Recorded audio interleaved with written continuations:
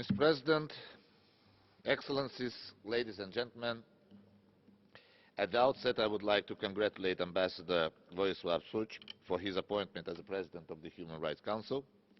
Strengthening democracy and protecting human rights are among top priorities of my country, Republic of Azerbaijan.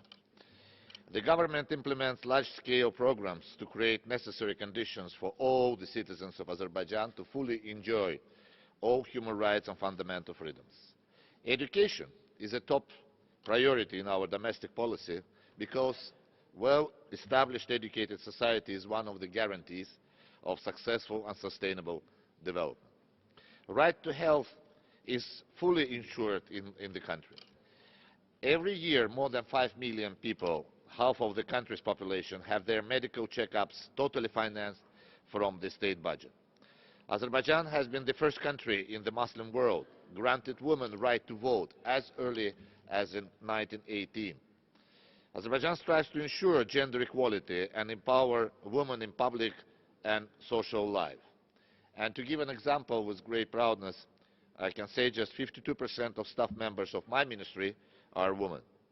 Since we live in a digital age, it's worth noting that currently about 80% of the population of Azerbaijan have unimpeded access to Internet, which has become the most favored and practical vehicle for information, media communication, and free flow of ideas and thoughts.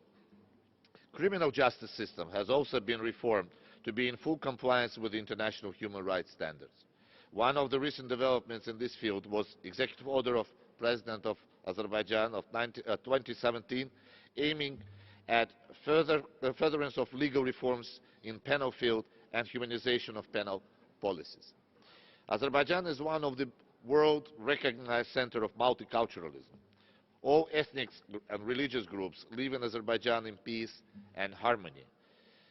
My country had hosted numerous international events aiming at strengthening intercultural dialogue. Being a member of both Organization of Islamic Cooperation and the Council of Europe, Azerbaijan launched the Baku process in 2008, the main goal of which is to strengthen dialogue, partnership and cooperation between the Muslim world and Europe. Azerbaijan attaches high importance to the right to development.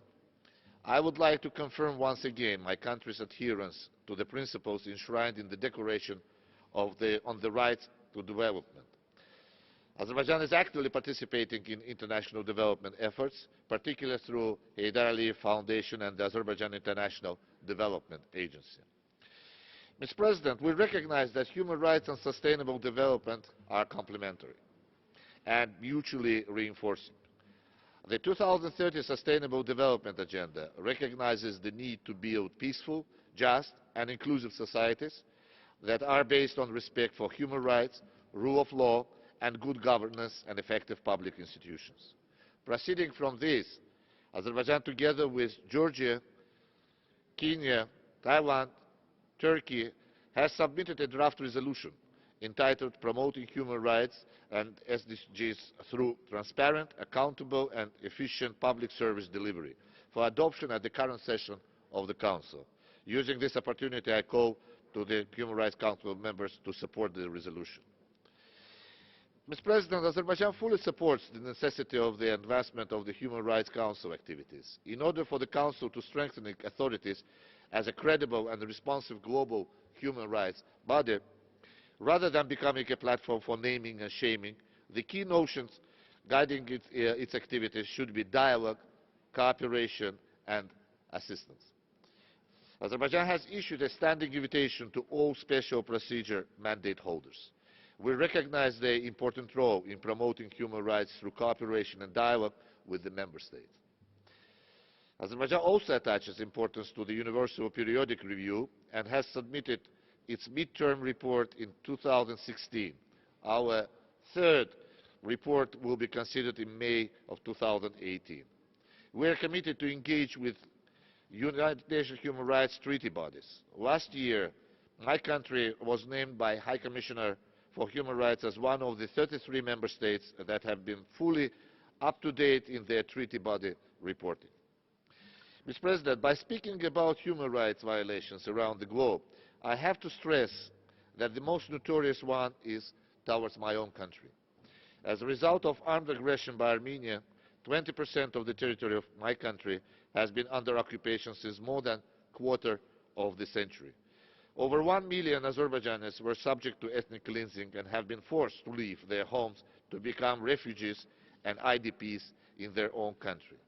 Today, with the population of 10 million, we host per capita one of the highest numbers of refugees and IDPs in the world, 1.2 million. Armenia continues the occupation of Azerbaijani territories by disregarding the relevant resolutions of United Nations Security Council and related documents of other international organizations which reaffirm the territorial integrity and sovereignty of Azerbaijan and demand immediate, complete and unconditional withdrawal of Armenian armed forces from the occupied territories. Yesterday, on February 26, we marked the 26th anniversary of Khojaly genocide committed by Armenia, as a result of which 613 residents of this small town in Nagorno-Karabakh region of Azerbaijan were killed, including 106 women, 63 children and 70 elderly.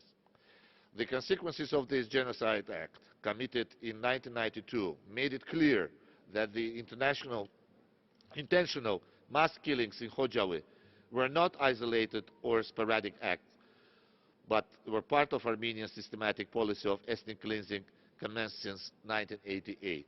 Regretfully, those responsible for such grave offences still enjoy impunity and have not yet been brought to justice. Encouraged by silence of the international community towards the crimes against humanity committed in Azerbaijan, Armenia continues to violate the basic human rights of Azerbaijani IDPs and refugees. Therefore, we urge the United Nations Human Rights Council, its mandate holders, and the UN High Commissioner for Human Rights to finally ensure effective remedy for the violated human rights of Azerbaijani refugees and IDPs, as tasked by the relevant United Nations Security Council and General Assembly resolutions. The continued large-scale human rights violations have been steadily undermined the trust of the people of Azerbaijan in the primacy of international law and the efficiency of the United Nations human rights machinery. Thank you very much, Mr. President.